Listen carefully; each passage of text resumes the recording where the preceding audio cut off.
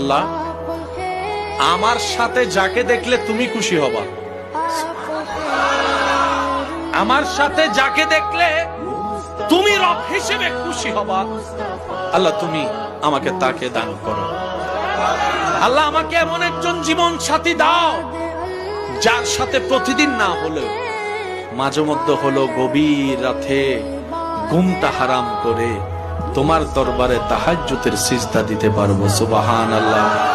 আল্লাহ আমার জীবনে এমন একজন নিয়ামত দাও যে ব্যক্তিটা আমার জীবনে আসলে আমার ভাঙ্গা ঘরটাও শান্তিতে রূপান্তর হয়ে যাবে। আল্লাহ আমার জীবনে এমন একজন সাথী দাও যেই সাথীর পেট থেকে, যার মাধ্যম থেকে আল্লাহ তোমার প্রিয় বান্দা আও ওয়ালাদিন সালিহিন ইয়াদউ লাহু, এমন সন্তান দুনিয়াতে আসবে, এমন নেককার জীবন পার্টনার আমাকে দাও। বলেন সুবহান।